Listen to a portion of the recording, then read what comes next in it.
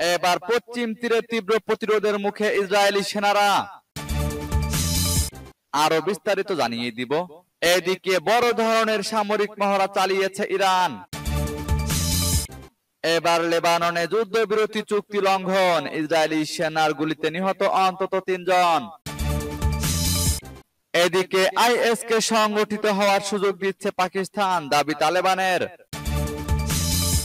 আরো জানিয়ে দিব, এবার রাশিয়ার অত্যাধুনিক সু-35 যুদ্ধ বিমান কিনল ইরান। এদিকে ইরানের হয়ে গুপ্তচর বৃত্তি, ইসরায়েলের 2 সেনা গ্রেপ্তার। এবার পশ্চিম তীরে ইসরায়েলের বিমান হামলা, হামাসের 2 জন যোদ্ধা নিহত। এবং সর্বশেষে জানিয়ে দিব, এদিকে যুক্তরাষ্ট্রে আয়রন ডোম বানাতে চান ডোনাল্ড ট্রাম্প, দাবি রিপোর্টে। শুনছিলেন সংবাদ শিরোনাম, এখন বিস্তারিত। তবে তার আগে অনুরোধ থাকবে এই ভিডিওতে একটি লাইক দিন এবং কমেন্টস করে জানিয়ে দিন আপনি কোন জেলা থেকে বা কোথায় থেকে আমাদের সাথে যুক্ত রয়েছেন। এবং সংবাদের সর্বশেষ গুরুত্বপূর্ণ আপডেট পেতে চ্যানেলটি সাবস্ক্রাইব করে আমাদের সঙ্গেই থাকুন। এবার পশ্চিম তীরে তীব্র প্রতিরোধের মুখে ইসরায়েলি সেনারা। পশ্চিম তীরের ফিলিস্তিনি প্রতিরোধ বাহিনী তুলকাম এবং জেনিনের বিভিন্ন এলাকায় ইসরায়েলি বাহিনীর বিরুদ্ধে লড়াই চালিয়ে যাচ্ছে। তাদের প্রতিরোধের মুখে রীতিমতো হিমশিম খাচ্ছে দখলদার বাহিনীটি। সারায়া আল কুদস তুলকাম ব্রিগেড জানিয়েছে, তারা ক্যাম্পের বিভিন্ন ফ্রন্টে ঘন্টার পর ঘন্টা আইডিএফ এর সাথে তীব্র লড়াইয়ে লিপ্ত ছিল এবং তারা আইডিএফ সেনাদের হতাহত হওয়ার খবর নিশ্চিত করেছে। আল আকসা শহীদ ব্রিগেড নিশ্চিত করেছে, তারা তুলকাম ক্যাম্পে ইসরায়েলি সেনাদের মুখোমুখি হয়েছিল, যেখানে তারা সুহাদা পাড়া, মাকাতা অক্ষ এবং আল আল মুরাব্বাব অক্ষে ভয়াবহ সংঘর্ষে লিপ্ত হয়েছে। তাদের পক্ষ থেকে ফিলিস্তিনি সূত্রগুলো পশ্চিম তীরের উত্তরে তুলকাম শিবিরে প্রতিরোধ এবং আইডিএফ এর মধ্যে ভয়াবহ সংঘর্ষ অব্যাহত রয়েছে। জেনিনে আল কুদস ব্রিগেড জানিয়েছে, তারা শিল্প অক্ষে আইডিএফ এর সাথে ভয়াবহ লড়াইয়ে লিপ্ত হয়েছে, যেখানে তারা ইসরায়েলি সেনাদের লক্ষ্য করে গুলি এবং বিস্ফোরক ডিভাইস ছুড়েছে। সেখানেও নিশ্চিত হতাহতের ঘটনা ঘটেছে। এদিকে বড় ধরনের সামরিক মহড়া চালিয়েছে ইরান। আবারও নিজেদের সামরিক শক্তির জানান দিল ইরান। শতাধিক হেলিকপ্টার, সাজোয়াজান ও ড্রোন সহ সামরিক মহড়ায় অংশ নেয় সেনাবাহিনীর একাধিক ইউনিট। দেশের নিরাপত্তা ও স্থিতিশীলতা নিশ্চিত করতে বাহিনীর প্রস্তুতি বাড়ানোর এই মহড়ার উদ্দেশ্য বলে জানান দেশটির সেনাপ্রধান মেজর জেনারেল মোহাম্মদ বাগেরি। স্থানীয় সময় রোববার ইরানের সেনাবাহিনীর পরিচালনায় দেশটির পশ্চিম অঞ্চলে বিশাল সামরিক মহড়া অনুষ্ঠিত হয়। মহড়ায় অংশ নেয় 100-টিরও বেশি হেলিকপ্টার। প্রথম পর্যায়ে ব্যবহৃত হয় 205, 206, 209 এবং 214 মডেলের একাধিক হেলিকপ্টার। দীর্ঘদিন ধরে অকেজো থাকা এই হেলিকপ্টারগুলোকে আধুনিকায়নের মাধ্যমে পুনরায় চালু করা হয়েছে। এছাড়াও এই মহড়ায় অংশ নেয় 35তম বিশেষ ব্রিগেড, 55তম এয়ারবোর্ন ব্রিগেড, 181তম সাজোয়া ব্রিগেড, সেনাবাহিনীর এভিয়েশন ইউনিট, ইলেকট্রনিক যুদ্ধ ব্যাটালিয়ন এবং ড্রোন সহ অন্যান্য বিশেষ ইউনিট।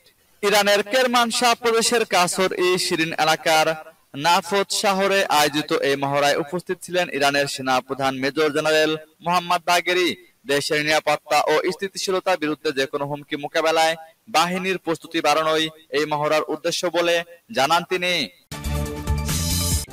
এবার লেবাননে যুদ্ধবিরতি চুক্তি লঙ্ঘন, ইসরায়েলি সেনার গুলিতে নিহত অন্তত 3 জন। যুদ্ধবিরতি চুক্তির অধীনে ইসরায়েলি বাহিনী প্রত্যাহারের দিন দক্ষিণ লেবাননে কমপক্ষে 3 জনকে হত্যা করে আইডিএফ। এই হামলায় অন্তত 31 জন নিহত হয়েছেন। রোববার এক প্রতিবেদনে কাতার ভিত্তিক সংবাদ মাধ্যম আল জাজিরা এ তথ্য জানায়।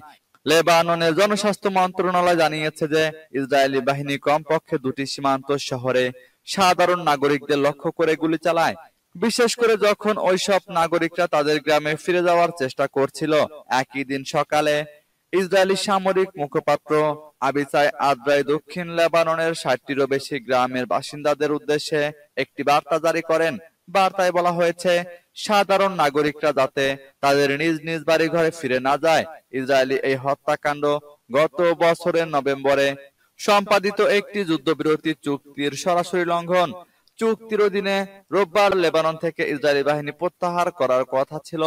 ইসরায়েলি প্রধানমন্ত্রী নেতানিয়াহু লেবাননকে দায়ী করে বলেছেন, হিজবুল্লাহ সীমান্ত অঞ্চল থেকে পর্যাপ্ত পরিমাণে সরে যায়নি। অন্যদিকে লেবানন এই দাবি অস্বীকার করেছে এবং ইসরায়েলকে সময়সীমা মেনে চলার আহ্বান জানিয়েছে। এদিকে আইএস কে সংগঠিত হওয়ার সুযোগ দিচ্ছে পাকিস্তান, দাবি তালেবানের। পাকিস্তান ও আফগানিস্তানের সীমান্ত অঞ্চলে দুই দেশের সীমান্তরক্ষীদের মধ্যে সাম্প্রতিক সময়ে রক্তক্ষয়ী সংঘর্ষের ঘটনা বেড়েছে। পাল্টাপাল্টি এমন হামলা দেশ দুটির মধ্যে দ্বিপাক্ষিক সম্পর্ক বজায় রাখতে চ্যালেঞ্জ হয়ে দাঁড়িয়েছে। এমন পরিস্থিতিতে ইসলামিক স্টেট আইএস ও বেশ কিছু জঙ্গি সংগঠন পাকিস্তানের বিভিন্ন অঞ্চলে ঘাঁটি তৈরি করেছে বলে অভিযোগ করেছে আফগানিস্তানের তালেবান সরকার। তাদের দাবি, কিছু উপদলের সহযোগিতায় বেলুচিস্তান এবং খাইবার পাখতুনখাওয়ার বিভিন্ন উপজাতীয় অঞ্চলে ঘাঁটি তৈরি করে নতুন করে আবার নিজেদেরকে সংগঠিত করছে ইসলামিক স্টেট আইএস। আফগানিস্তান ভিত্তিক গণমাধ্যম খামা প্রেস জানিয়েছে, গত 22শে জানুয়ারি তালেবান সরকারের কেন্দ্রীয় নিরাপত্তা এবং শুদ্ধি বিষয়ক কমিশনের বার্ষিক রিপোর্টে আইএস কে পাকিস্তান সরকারের সহযোগিতার এ অভিযোগ করা হয়।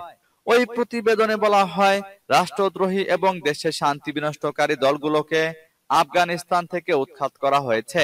তবে ওই সংগঠনগুলোর প্রধানরা প্রতিবেশী দেশে পালিয়ে গিয়ে পাকিস্তানের পরোক্ষ মদদে আবার নিজেদের সংগঠিত করার চেষ্টা করছে। এবার রাশিয়ার অত্যাধুনিক সু-35 যুদ্ধ বিমান কিনল ইরান। সামরিক সক্ষমতা বাড়ানোর জন্য রাশিয়ার কাছ থেকে সুখোই সু-35 মডেলের অত্যাধুনিক যুদ্ধ বিমান কিনেছে ইরান।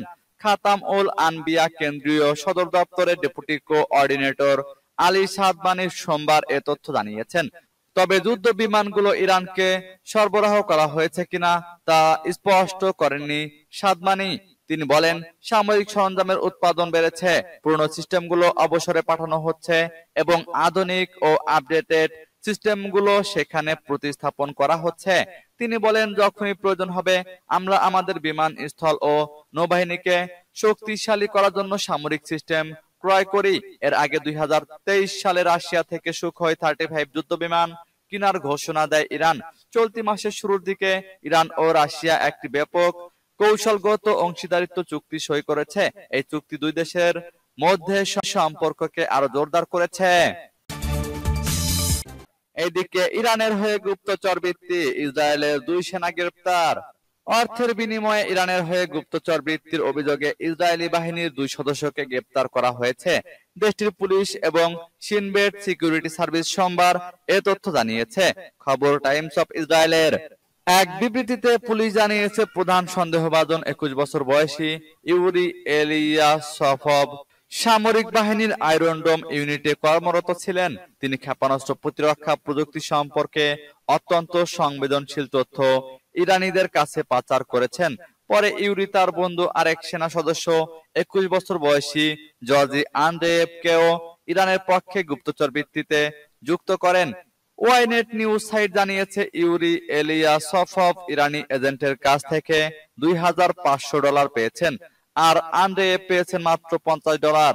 ইসরায়েলি মিডিয়া জানিয়েছে, এলিয়াসফভ প্রাথমিকভাবে ইরানি এজেন্টের সঙ্গে যোগাযোগ করেছিলেন।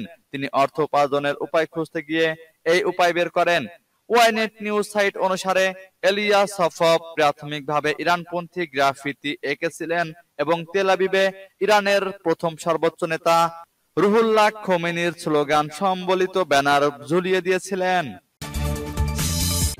এবার পশ্চিম তীরে ইসরায়েলের বিমান হামলা, হামাসের 2 যোদ্ধা নিহত। অধিকৃত পশ্চিম তীরে ফের বিমান হামলা চালিয়েছে ইসরায়েলি বাহিনী। এতে হামাসের অন্তত 2 জন যোদ্ধা নিহত হয়েছে। ফিলিস্তিনি গোষ্ঠীর বরাত দিয়ে মঙ্গলবার কাতার ভিত্তিক সংবাদ মাধ্যম আল জাজিরার লাইভ প্রতিবেদনে এই তথ্য জানানো হয়েছে। ফিলিস্তিনের স্বাধীনতাকামী সশস্ত্র সংগঠন হামাস নিশ্চিত করেছে যে সোমবার তাদের 2 জন সেনা নিহত হয়েছে। ইসরায়েলি বাহিনীর পক্ষ থেকে বলা হয়েছে, তুলকারেমের হামাসের একজন নেতা হিসেবে কাজ করা ব্যক্তিকে লক্ষ্যবস্তু করা হয়েছে। এছাড়া হামাসের আরো এক সদস্যকেও লক্ষ্যবস্তু করা হয়েছে। তুলকারেমের প্রত্যক্ষদর্শীরা বার্তা সংস্থা রয়টার্সকে বলেছে, শহরে ইসরায়েলি বাহিনী অভিযান চালাচ্ছে। জেনিনের কাছে গত 7 দিন ধরে ইসরায়েলি বাহিনী অভিযান চালাচ্ছে। প্রতিবেদনে বলা হয়, তুলকারেমের উত্তরে একটি জনবহুল টাউনশিপে সাজোয়াজান ও ড্রোন দিয়ে ইসরায়েলি বাহিনী সিরিজ হামলা চালাচ্ছে। অভিযান শুরুর পর থেকে এখন পর্যন্ত 16 জন ফিলিস্তিনি নিহত হয়েছে। জেনিনের মেয়র মোহাম্মদ জারার গত রোববার বলেছেন, ইসরায়েলি হামলার কারণে অন্তত 15,000 লোককে ক্যাম্প থেকে পালাতে হয়েছে। এদিকে আয়রন ডোম বানাতে চান ট্রাম্প, দাবি রিপোর্টে। যুক্তরাষ্ট্রের জন্য আকাশ প্রতিরক্ষা ব্যবস্থা আয়রন ডোম বানাতে চান ডোনাল্ড ট্রাম্প। এটির নির্মাণ কাজ শুরু করতে তিনি একটি নির্বাহী আদেশে সই করবেন। সোমবার মার্কিন প্রেসিডেন্ট ট্রাম্প নিজেই একথা বলেছেন। ইসরায়েলের তৈরি আকাশ প্রতিরক্ষা ব্যবস্থা আয়রন ডোম অত্যাধুনিক এ ব্যবস্থা দিয়ে দেশটি হাজার হাজার রকেট আকাশেই ধ্বংস করে দেয়। মায়ামিতে রিপাবলিকান পার্টির একটি অনুষ্ঠানে ট্রাম্প বলেন, আমাদের অবিলম্বে অত্যাধুনিক আকাশ প্রতিরক্ষা ব্যবস্থা আয়রন ডোম নির্মাণ শুরু করতে হবে। এটি মার্কিনীদের রক্ষা করতে সক্ষম হবে। যুক্তরাষ্ট্রে নির্মাণ হবে এই আকাশ প্রতিরক্ষা ব্যবস্থা। সোমবার যুক্তরাষ্ট্রের নতুন প্রতিরক্ষা মন্ত্রী দায়িত্ব গ্রহণ করেন পিট হেগসেথ। ট্রাম্প বলেছেন, তিনি আরো 4টি নির্বাহী আদেশে সই করবেন। তার মধ্যে একটি হবে আয়রন ডোম নির্মাণ কাজ শুরু করা।